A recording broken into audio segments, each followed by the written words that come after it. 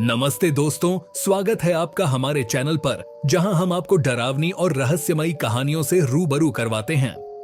मैं हूं आपका होस्ट अजय और आज हम आपको सुनाने जा रहे हैं एक ऐसी कहानी जो काले जादू और भयावह घटनाओं से भरी है। तो चलिए शुरू करते हैं। यह कहानी एक छोटे से गांव की है जहां एक पुरानी हवेली खड़ी थी। लोग कहते थे कि इस हवेली में कई सालों से कोई नहीं रहता क्योंकि यहाँ काले जादू का साया है। गांव के लोग इस हवेली से दूर रहते थे और बच्चों को भी वहां जाने से मना करते थे। लेकिन एक दिन गांव में एक नया परिवार आया जिसने इस हवेली में रहने का फैसला किया। इस परिवार में रमेश, उसकी पत्नी सविता और उनकी बेटी पूजा थे। रमेश ने सोचा कि लोग बेवजह डरते हैं और यह हवेली सिर्फ एक पुरानी इमारत है। उन्होंने हवेली की सफाई करवाई और उसमें रहने लगे। पहले कुछ दिनों में सब कुछ सामान्य था, लेकिन जल्द ही अजीब घटनाएं शुरू हो गईं। एक रात सविता ने महसूस किया कि किसी ने उसके बालों को छुआ। उसने सोचा कि यह उसका भ्रम है और वापस सोने की कोशिश की, लेकिन जब यह घटना बार बार होने लगी तो वह डर गई। उसने रमेश को बताया, लेकिन उसने इसे सविता का वहम समझा। अगले दिन पूजा ने अपने कमरे में एक अजीब आकृति देखी। वह डर गई और जोर से चिल्लाई।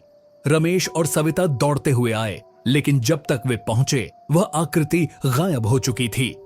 पूजा ने उन्हें बताया कि उसने एक बूढ़ी औरत को देखा जो काले कपड़ों में थी और उसे घूर रही थी।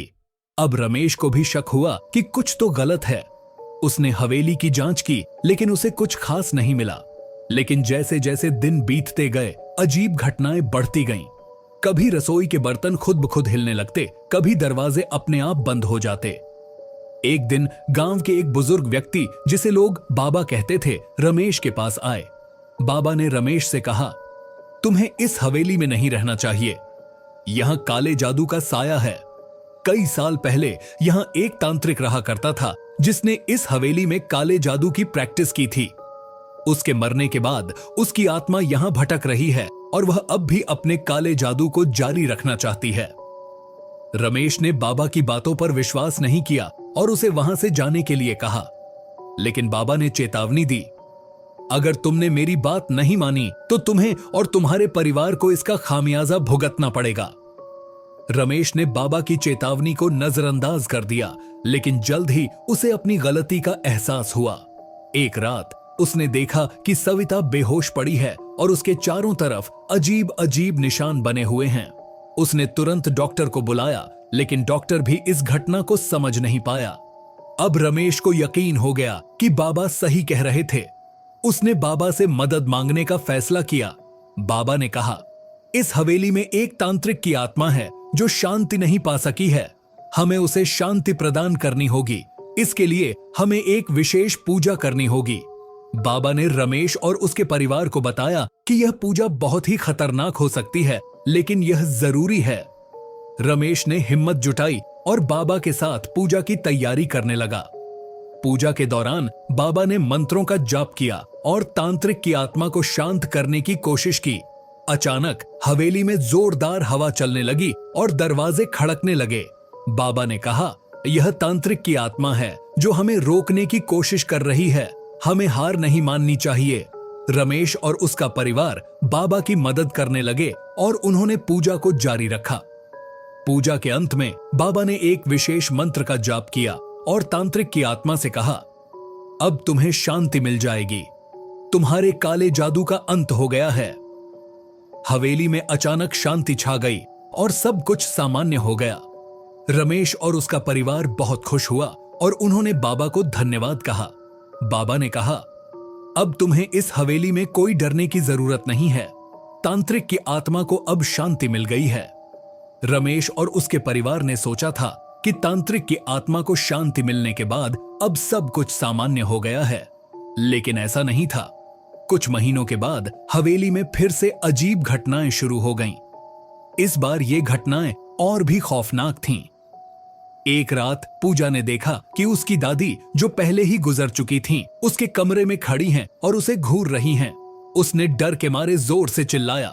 रमेश और सविता दौड़ते हुए आए, लेकिन उन्होंने किसी को नहीं देखा। पूजा ने उन्हें बताया, लेकिन वे समझ नहीं पाए कि यह कैसे संभव है। रमेश ने बाबा से फिर से संपर्क किया, लेकिन इस बार बाबा ने कहा कि मामला और भी गंभीर हो चुका है। उन्होंने कहा, तांत्रिक की आत्मा तो शांति पा चुकी है, लेकिन लगता है कि हवेली में और भी कुछ है जो हमें नहीं पता था। रमेश ने हवेली की और भी गहराई से जांच करने का फैसला किया। एक दिन उसे हवेली के तहखाने में एक पुरानी डायरी मिली। यह डायरी उसी तांत्रिक की थी जिसने पहले हवेली में काला जादू किया था। डायरी में उसने अपने जादू के बारे में विस्तार से लिखा था और यह भी लिखा था कि उसने कई आत्माओं को अपनी शक्तियों के लिए बांध रखा है। डायरी में लिखा था कि तांत्रिक ने अपनी मृत्यु से पहले एक अंतिम मंत्र किया था जिससे उसने अपनी आत्मा को मुक्त कर दिया था, लेकिन बाकी आत्माएं अब भी हवेली में फंसी हुई थीं। इन आत्माओं की शांति के लिए एक विशेष पूजा की जरूरत थी, जिसे करने के लिए बहुत साहस और धैर्य चाहिए था। बाबा ने रमेश को बताया कि इस बार की पूजा बहुत ही कठिन और खतरनाक होगी। इसमें तांत्रिक के पुराने मंत्रों का उपयोग करना होगा जिससे आत्माओं को शांति मिल सके। बाबा ने कहा कि इस पूजा के लिए उन्हें विशेष स्थानों पर जाकर तांत्रिक के जादू को तोड़ना होगा। रमेश, सविता और पूजा ने बाबा के साथ इस यात्रा पर जाने का फैसला किया। उन्होंने तांत्रिक की डायरी में बताए गए स्थानों पर जाकर पूजा शुरू की। हर स्थान पर उन्हें अजीब अजीब घटनाओं का सामना करना पड़ा।